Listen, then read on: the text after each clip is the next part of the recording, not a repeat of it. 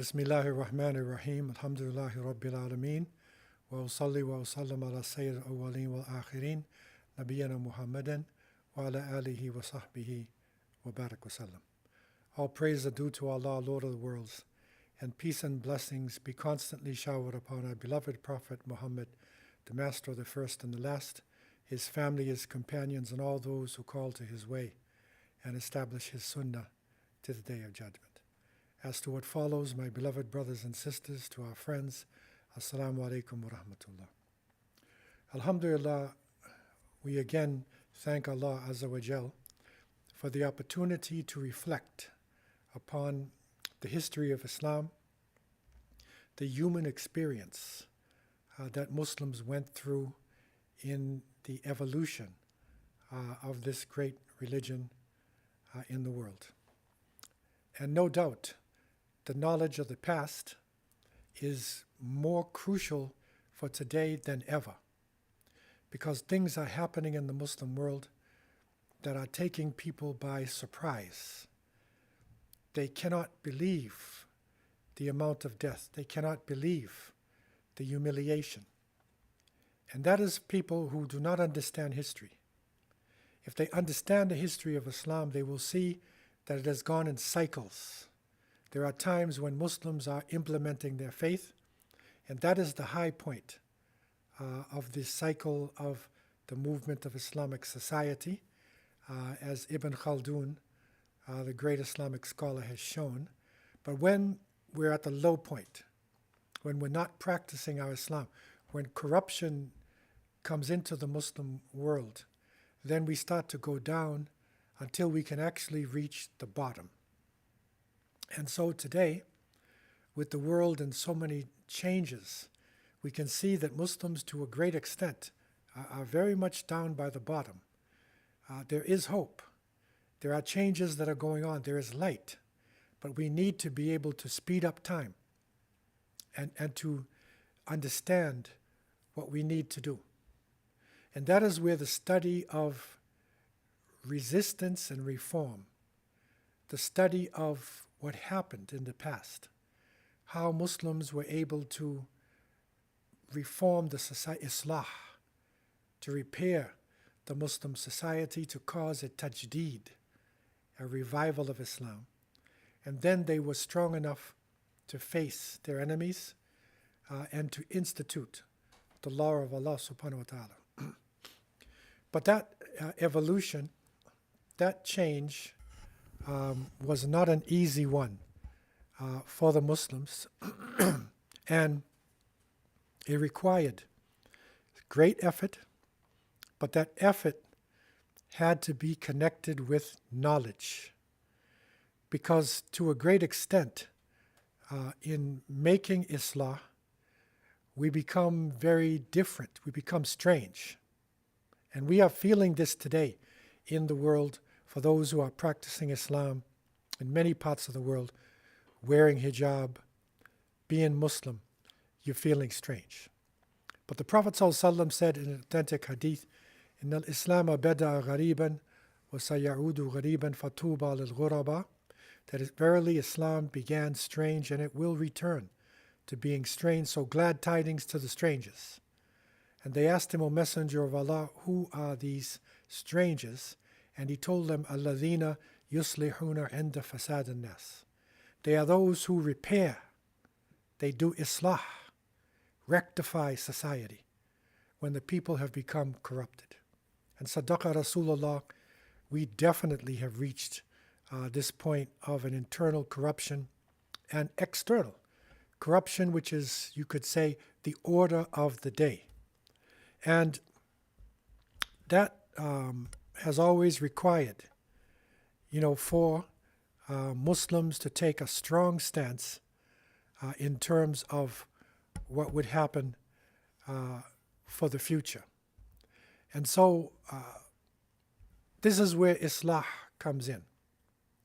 And again, just to define it again for those who are coming on new, and to solidify it in our minds, we're talking about the process of renewing and improving society by bringing it in line with the Quran especially the values of justice, equity, and spirituality.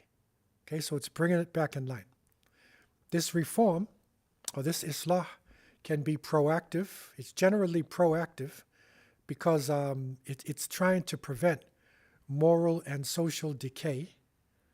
But it can be reactive too because it reacts to the circumstances. So what is happening in the world at particular times will inform those who are bringing about the Islah within our society. And oftentimes, the Islah, it is tied in with Tajdeed. And Tajdeed, we learned, is Islamic revival. It is putting life back into the body of Islam.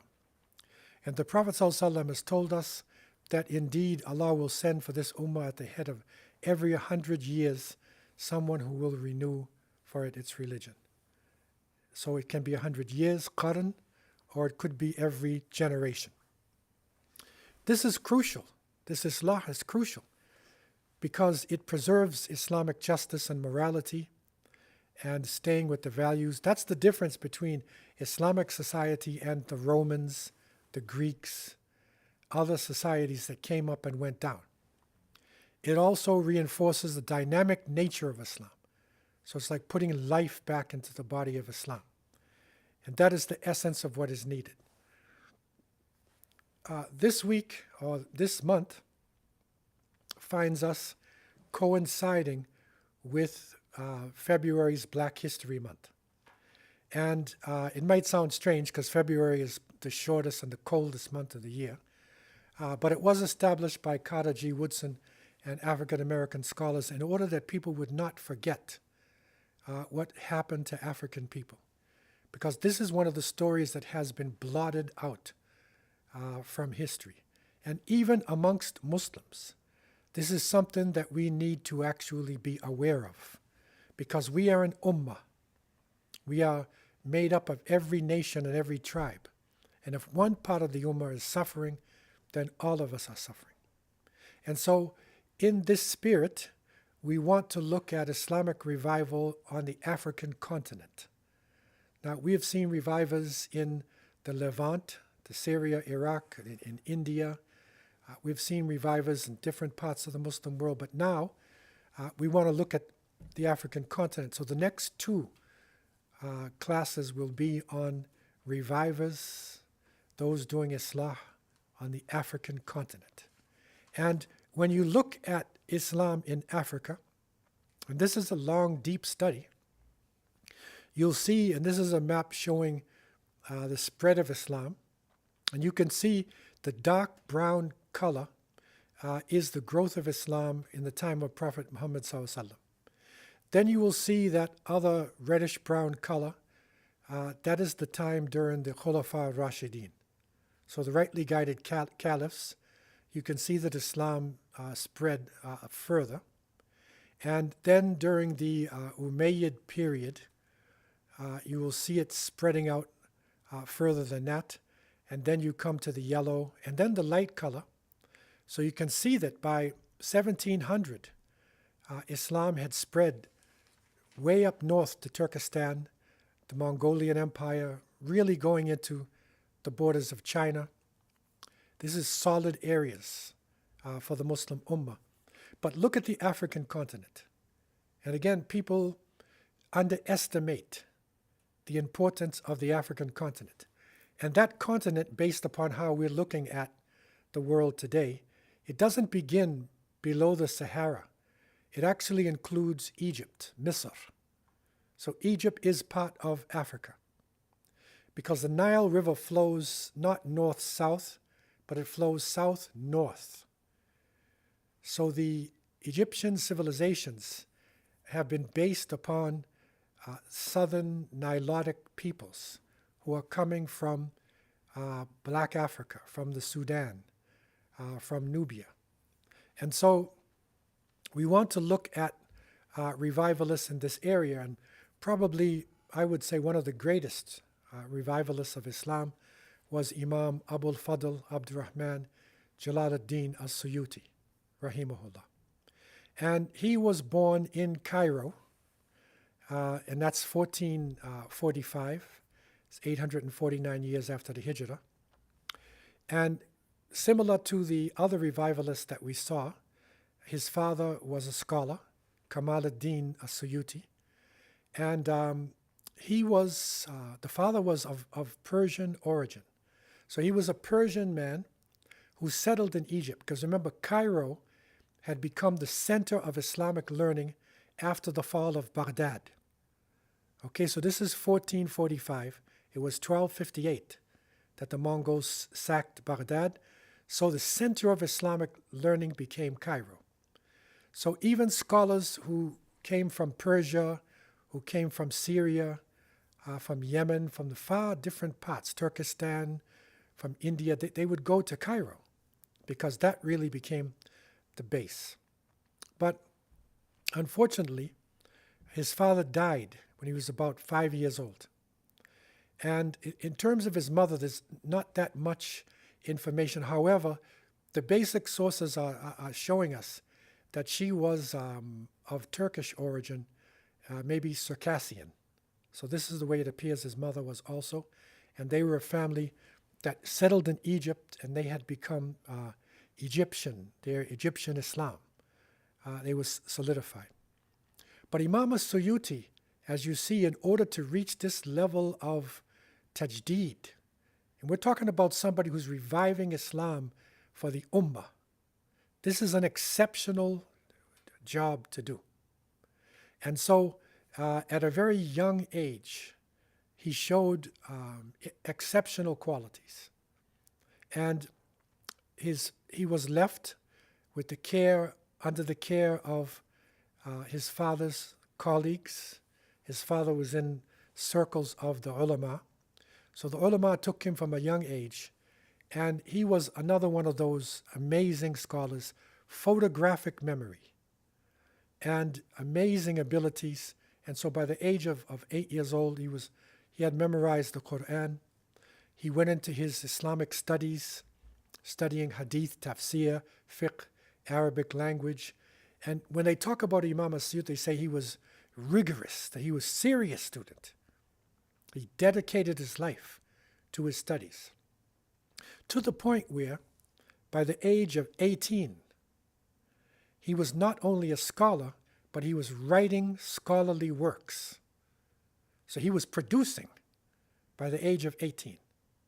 Okay, so this is an amazing person that we see. And amongst the scholars in Egypt, there were so many that were there. Al-Kafiji, who was an expert in usul al-fiqh. And this was one of the strong areas of Imam Al-Suyuti. This is not just fiqh, our understanding of Islamic law, but it's the principles. So it's like the foundations of Islamic law. How do you set up your thinking for Islamic law? So that's the usul. Okay, and he was an expert also in ijtihad. And that is the ability to make religious decisions in new environments, sticking to the sources. And secondly, Sharafuddin al-Munawi, who was an expert in Arabic grammar and rhetoric, because that's crucial, of course. Your Arabic's got to be impeccable. Taqiyuddin al-Shamani in hadith sciences, and his list is a long list of scholars. These are just a few.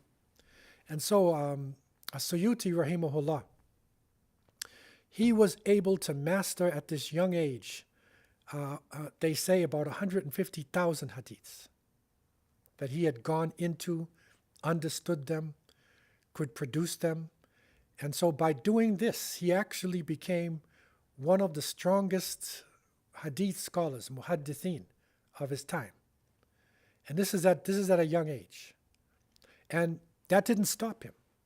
He continued on. He was like what they call a polymath. He's somebody who just takes in all forms of information.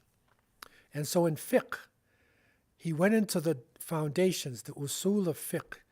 And then his basic school was the Shafi'i school. This is in Egypt, where Imam al-Shafi'i, was for the most of the time. But what distinguished him is that he studied in depth the other schools of thought.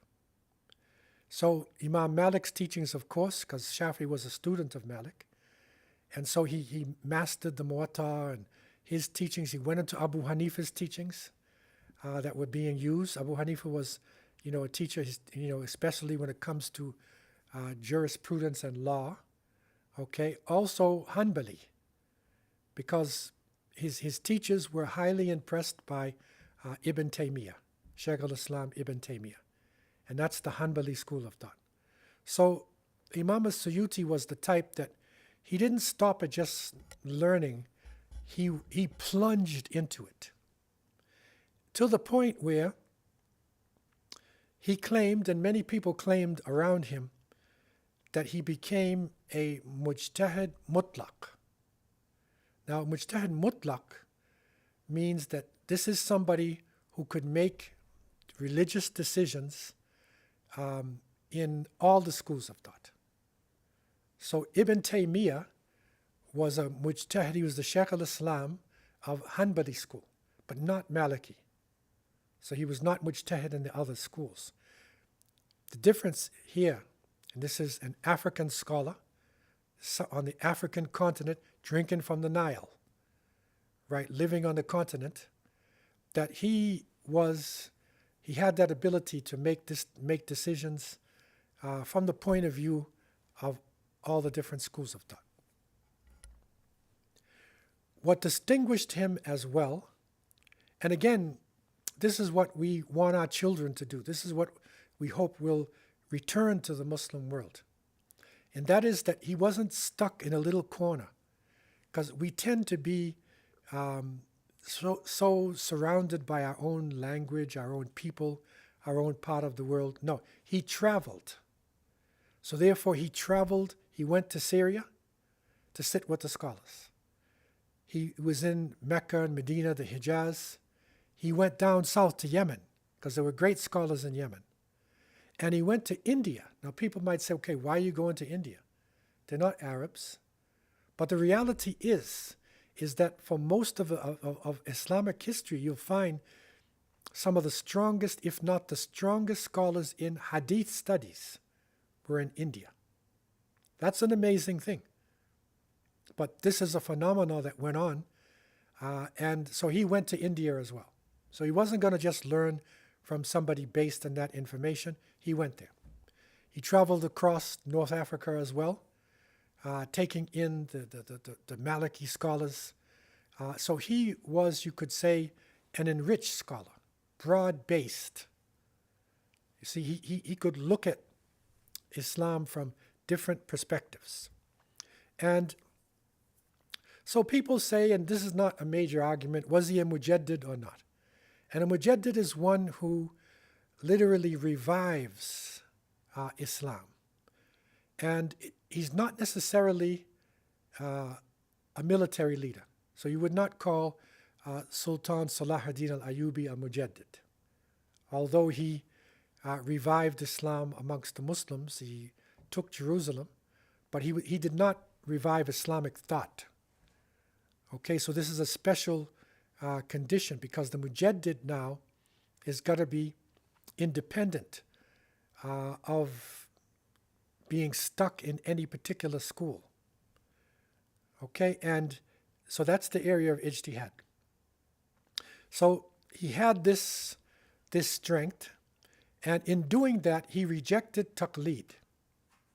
So remember now, and we found this with Shaykh al-Islam Ibn Taymiyyah, with Shah Waliullah, we found that, you'll see that amongst the different scholars of Islah, part of the stagnation is taqleed. It's being stuck in your school of thought, blind imitation.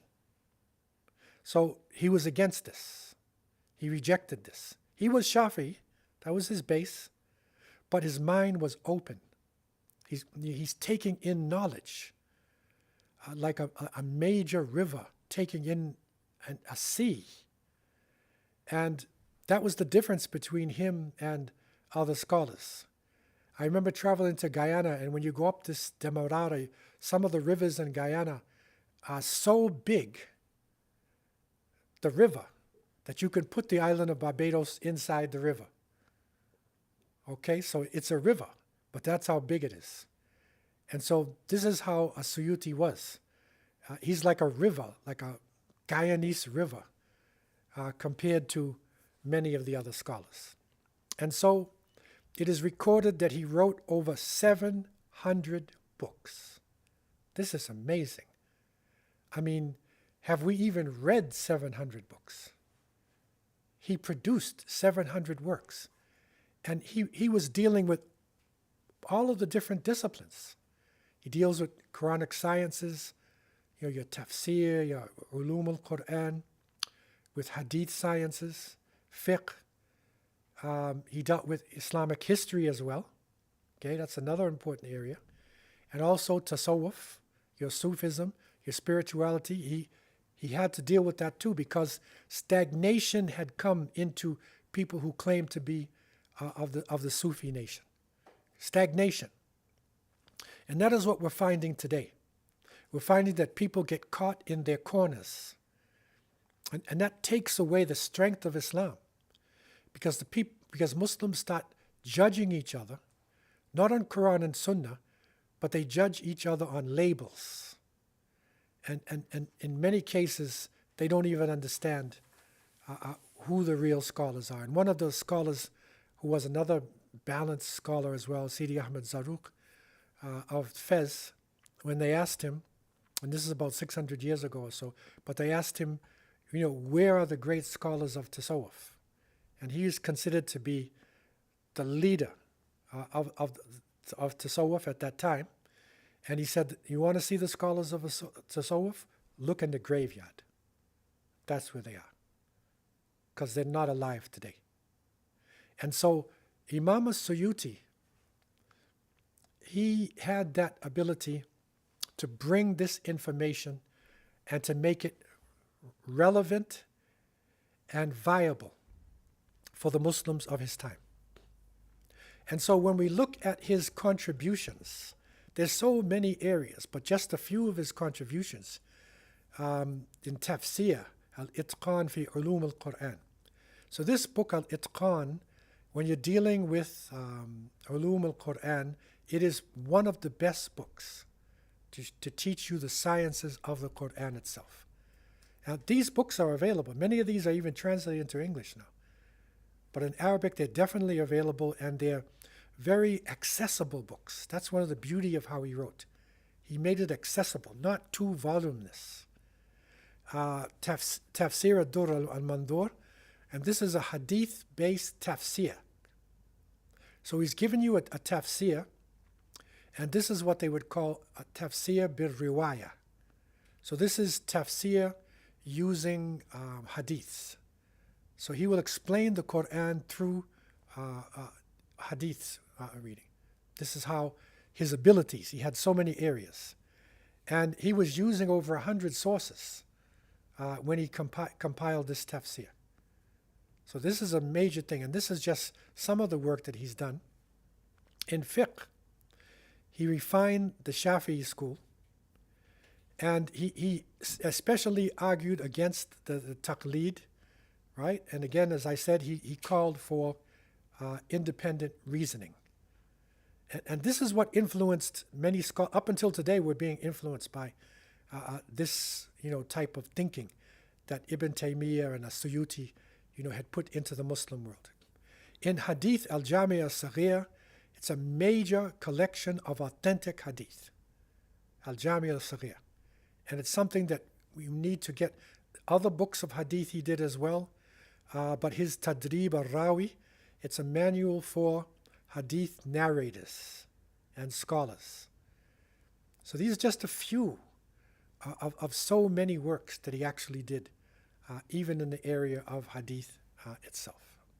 Okay, now, probably his most famous tafsir book, and this is called Tafsir al-Jalalain. And Tafsir al-Jalalain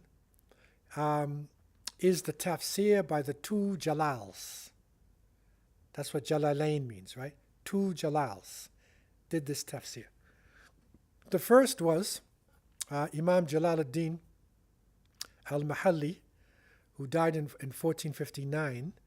And so he began writing the tafsir,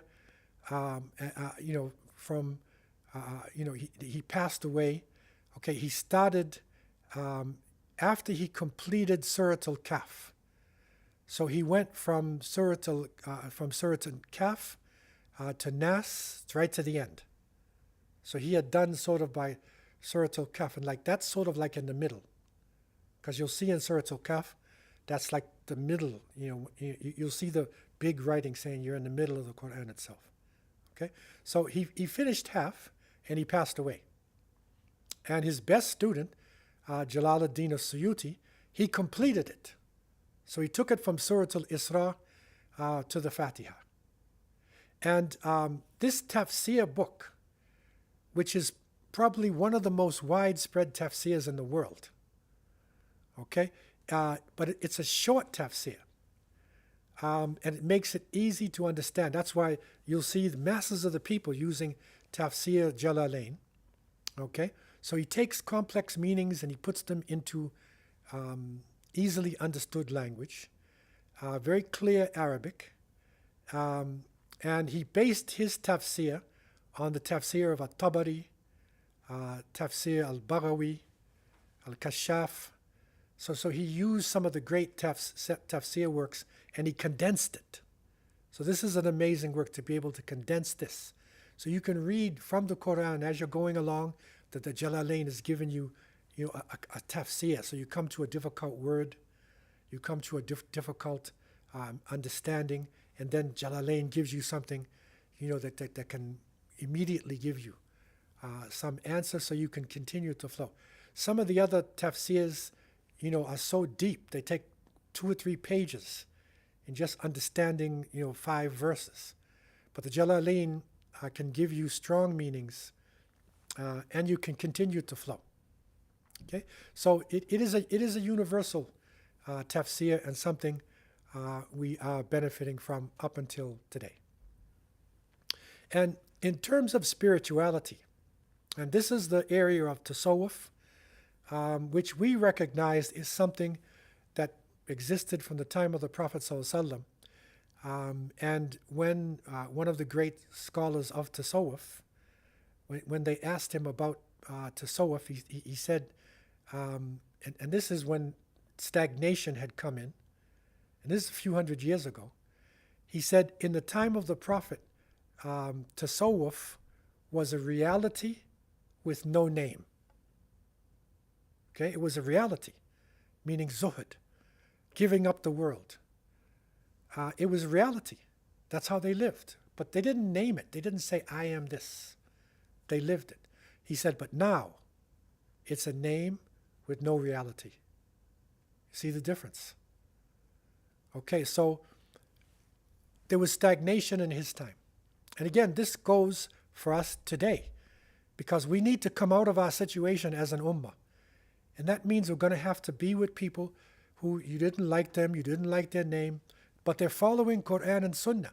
90% of what they do is like you. We have to be able to unite ourselves. So what did he do? He went from inside of tasawwuf, but he rejected bid'ah. He would not allow any bid'ah, anything that would take you outside of the real reality. And he wrote Ta'yid al-Haqiqa al-Aliyah. So that is like, he is defending, the real reality of tasawwuf. And that's what you need today. Okay? Language, amazing Arabic language linguistic studies came from him as well. And in history, and that's one of the areas that I have focused on, his work, which I use for many of my classes, it is Tarikh al-Khulafa. So it is the history of the Khulafa al-Rashidin. So that's a work that I directly go into. And this is an amazing work done by Imam Al-Suyuti. And Husn al-Muhadara, the history of Cairo and Islamic scholarship there in Egypt. Okay?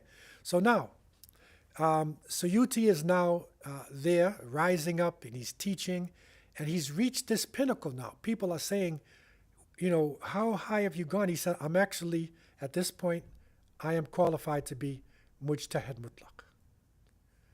Okay, and that's really reaches the point, because there's nobody else around like this, of being a mujaddid. And this is how many people look at him, but many of the scholars in Al-Azhar University, they became really jealous of him. And so they started to apply pressure to him. Now, the claims that he made of being a mujaddid, I would say, and Allah knows best, this is a mistake.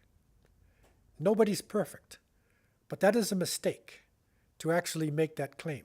Although he was, he was deep in knowledge, but that might have been going over too far, but it still should not have brought on jealousy and hatred and envy. But it did, and they tried to get him in trouble. And, he had to write works, against them. And he found himself there, and he wrote his book, Husn al-Muhadara fi Akhbar Misr wal-Qahira, to show, documenting the academic achievements of Cairo. Okay? And so continuing on, now, remember resistance. This is your scholar now. He's not just an intellectual. At that time, you're dealing with the Mamluk dynasty. And it's not necessarily the Mamluks of the beginning. And the Mamluks are very much, into the military things. They saved the Muslim world from the Mongols. Okay, but at this point, therefore, some of their leaders became too much involved in power. And Imam Al-Suyuti, taking the strong stance of the ulama, he refused to be appointed by them as the court scholar. He refused this. I'm not going to be a government official. I have to be independent. So the jurist needs to be independent of the government.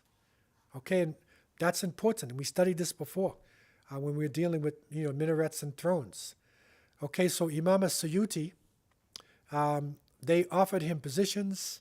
And there's one case of Sultan Qaitbay, who was one of the famous Mamluk scholars at that time. So he offers him this special position. You are Mufti ad-Diyar, you are the Grand Mufti, and this is now a Mamluk, powerful warrior. Imam Al-Suyuti said, I'm sorry, I refuse. Okay, so this infuriated him. Like, how dare can you say you're not going to be part of us? So they banned him from the court, right? And they started to exile him and to ban him, from different activities. And so he needed to really, struggle against this. The Mamluks also, they wanted him to collect and distribute waqf. Now remember, the waqf, the awqaf, that is the religious endowments. Okay, that is the religious trusts, right? So they want to put him in charge of the trust that he would be collecting. And this is, you're talking millions, right? And he refused. I'm not going to be your money financier. I'm not involved in this. And he actually criticized the people of the Waqf that they're corrupted. Their management is no good. But don't put that on me. And so by doing this, he was threatened. They literally threatened his life. Some of the court scholars attacked him. He wrote against them, Kawkab Asati fi Nazam al-Tabaqat al-Kubra. Like, he wrote against them. Anything that happens, he's writing a book. He's writing a treatise, right? So he's recording it. That this is his polymath, this unbelievable scholar. And so, again, this is resistance. That's what we're looking for. This is Islah. We're repairing society. So you have to stand against the leadership. That's a lesson for today, that the ulama would have to take a stance against the corrupt leadership in the Muslim world. Alhamdulillah, there are leaders who are making efforts, no doubt about it. And may Allah help them and unite them with the tremendous pressure that Muslims are under today. But the ulama have to take a stand. have to take a stand. Now, one of the areas that I love about Imam Jalaluddin Rahimahullah, and we're making a special point of this because we're in Black History Month. Now, a scholar like this, a major mujaddid, he took a stance to defend black Muslims. Now, this might sound strange to you, okay? And he wrote a book, Rafa Sha'n al-Habshan, and that is the elevation of the status of Abyssinians, meaning African people, is really what he meant. And this is because of racist attitudes that had emerged in some parts of the Muslim world, okay? Especially against black African Muslims and Abyssinian Muslims, or you could say East African Muslims. And this is a picture here, because we're in Black History Month. That's Malcolm X and Sheikh Ahmed Hassoun. He's a Sudanese scholar. He was Malcolm's special teacher. And he was really one of the ones instrumental in helping Malcolm to leave the Nation of Islam and to come into true Islam. That's a scholar that was in New York. Now, why did he write this book?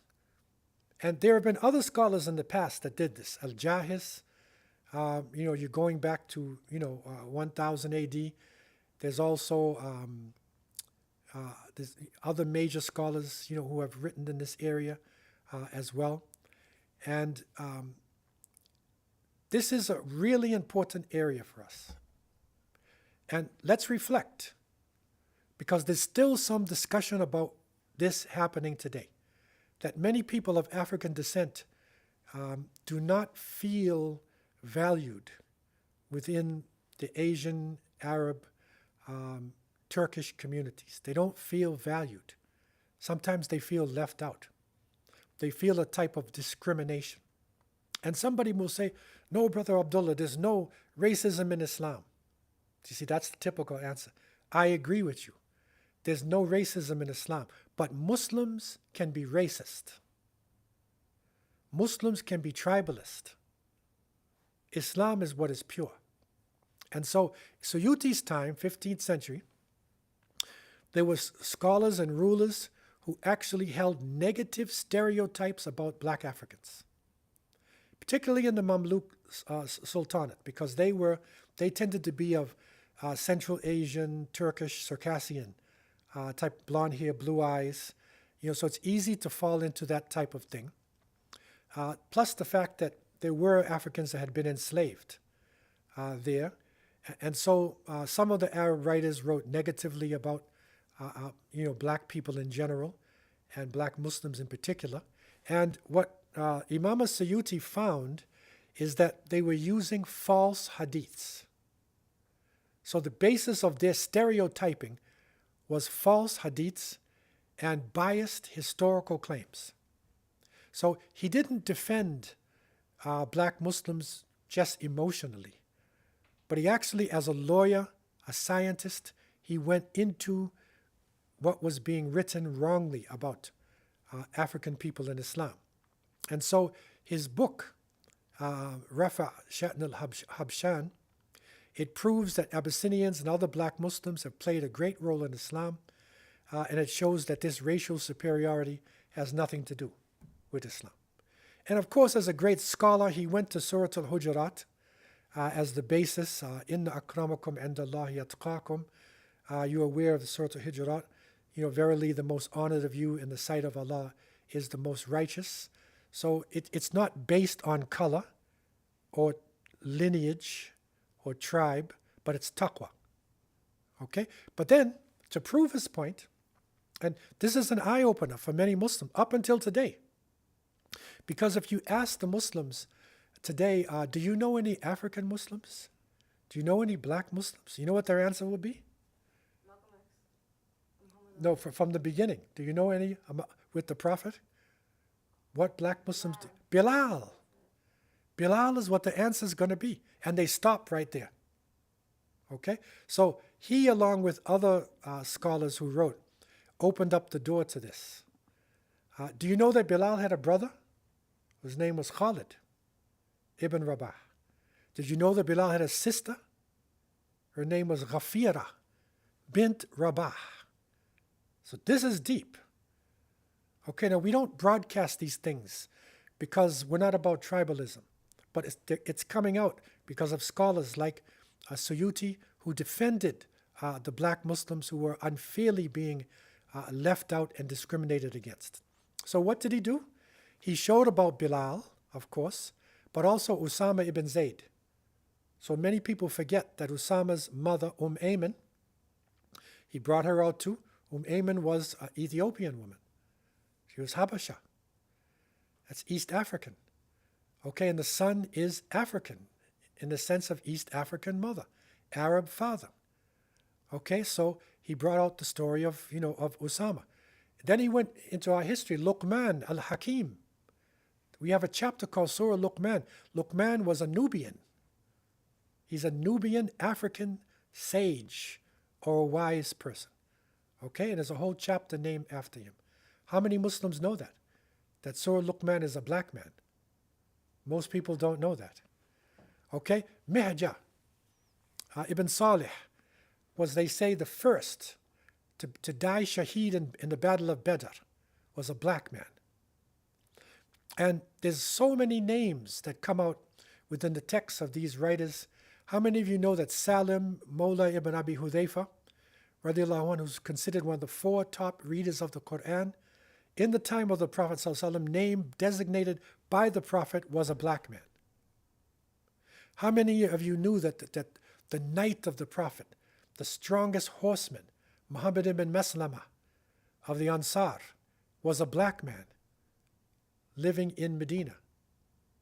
How many of us understand, and we can go on with this, and that is what Imam Al-Suyuti rahimahullah brought out in his major work. This is important for us, and in this month I'm going to emphasize this point because he challenged racist narratives in the Muslim world.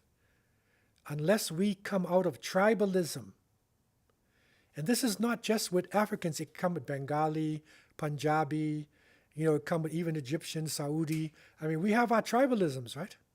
And our racisms as well. He challenged racist narratives. He preserved the dignity of black Muslims by documenting their contributions. He inspired later scholars who wrote about racial justice in Islam. And so this is one of the works, like Ibn al-Jawzi is another great scholar as well, al-Jahiz, but he is one of the ones who has influenced people. So Imam Al-Suyuti rahimahullah, he was put under tremendous pressure. He was like exiled from Cairo. And so he withdrew. He withdrew to Rhoda Island, which is in the Nile, and he devoted himself to teaching selected students. It was not public. He went out of the public. That's how much pressure was on him.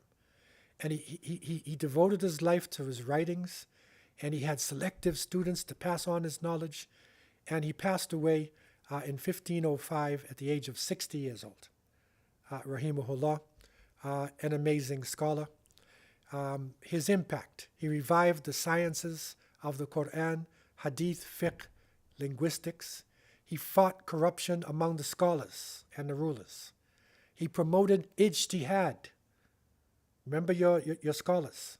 He promoted ijtihad over blind following, taqleed. He defended the Sunni orthodoxy while balancing spirituality and scholarship. So those who are into tasawwuf, bid'ah's got to leave. Deal with ihsan, deal with tazkiyat nafs. Okay, these are Islamic topics. As we found out, Ibn Taymiyyah, in his Majmu', one of his largest works, was about tazkiyah. Right, that's tasawwuf, meaning ihsan. Okay, so that's the same thing Imam Al-Suyuti was doing, and this legacy remains with us very strong.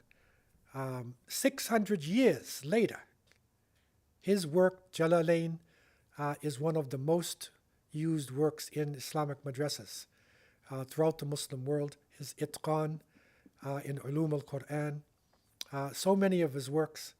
And we see now with this struggle of tribalism, part of our stagnation today, that many scholars have revived his work and others in order to defend black Muslims today who are being left out of masjids, discriminated against, right? Left out of the leadership of the Muslim world. That's a major mistake, because Islam is the majority religion on the African continent. And you will see contributions made by African scholars throughout the continent and what it has meant for the history of Islam. And Imam Al-Suyuti is one of these famous scholars who was on this continent but made major contributions to Islam. So I want to open up the floor for any questions that anybody may have concerning Imam Al-Suyuti. Floor is open. Yeah. You know, last semester we talked about governments or rulers working with scholarship to be able to rule the land, but his position I feel like is almost contrary to that. So is it about finding a balance, or how do you go about that? Yeah, so okay.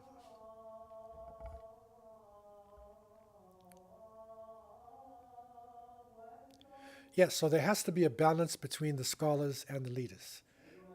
And sometimes the scholars are under attack if the leaders are corrupt. That's the reality. But they have to take a stand. And that stand of the scholars needs to not destroy leadership in Islam. It's not a coup d'etat of the government, but it's to revive the government and revive true Islamic leadership. So it does take a balance, but in some cases, like Imam Al-Suyuti, he had to actually isolate himself a little bit because he was under so much pressure. But alhamdulillah, his works, have lived up until today. Any questions online for us?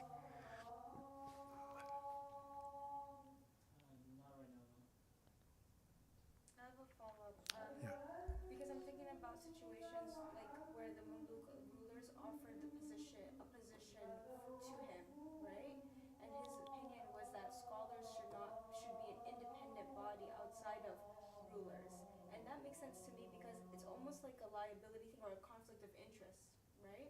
So, but when we talked about last semester, we were using a lot of examples where the rulers worked with the scholars, and there's benefits to also having scholars close to you, right?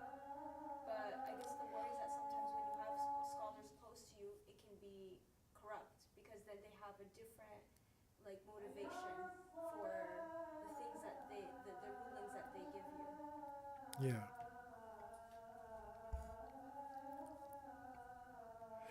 So this we see now, what is the balance of the scholars and the rulers? So you have what you could call the court scholars. So this is the scholar where the king is sitting there and next to him is his scholar. That's the court scholar. And that court scholar will get influenced by the court. And he becomes part of the protocol.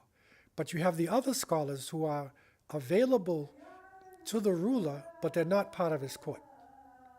So he immediately can contact them. But you'll find in many cases that the leaders actually would go to the madrasa.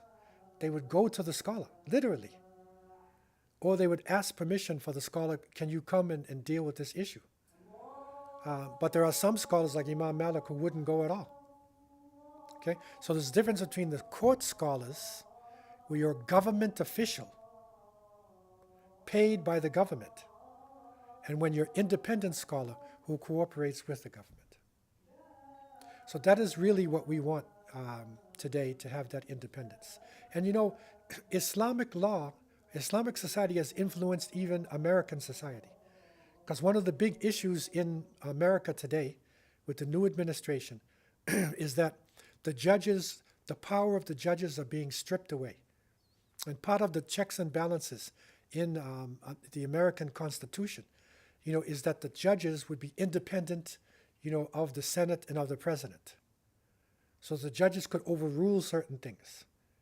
So what is happening now, the present administration is trying to take the power away from the judges, and they become dictatorial, where the judges become only stooges. that is something that was already there in Islamic society. And you'll be surprised to know early American society, when they were writing their constitution, they were influenced by the Muslim. Thomas Jefferson had his own copy of the Quran itself. And the first country to recognize the United States, the 13 colonies, was Morocco, Al-Maghrib. So the Americans were highly influenced by the basic Islamic setup. So you'll see that, and that's the balance of power. So we already had this, that balance of power needs to be there, where the scholars, without being attacked, can overrule some of the decisions made by the leaders, and the leaders will listen to the scholars. I've heard of some situations where, like for example, Dubai has like a group where they bring scholars together to kind of discuss. And I've seen like differences of opinion where some people believe that's an opportunity for scholars to attend and share their voice. And I've seen there's another opinion where, if Dubai is known to have a corrupt government, then should scholars be associating with those groups? Well, again, it depends upon the nature of the government. If it's not corrupt, then the scholars will naturally come closer. But that independence is really important for the scholars, not to be consumed by the court itself. And any questions that came up online? Yeah, there's one question. Yeah. Sheikh, please can you talk about the Kanem Empire? They had ambassadors in Turkey before European came to Africa. The Kanem Bornu is a African Islamic empire that was sort of like Central Africa, and they were connected directly to Cairo, Egypt, and to the Sudan and to Morocco, and so they were a recognized Maliki, empire, and recognized even to the point where the Ottoman Turks, because the Bornu, they had beautiful writing of the Quran on leather. And so the Ottomans loved these Qur'ans that were written by the scholars of Bornu. And next week, inshallah, we're going to be looking again at another African scholar. And this is to look deep into the life of Sheikh Uthman Danfodio. We identified him last week, but we didn't go into his teachings. So next week, inshallah, this is Black History Month also, but we're going to show another one of the great scholars of reform and resistance, and we'll touch on some of the great African Islamic empires. So I leave you with these thoughts, and I ask Allah to have mercy on me and you. Wa akhir da'wana alhamdulillahi rabbil alameen. Have a safe journey home. Wassalamu alaikum wa rahmatullah.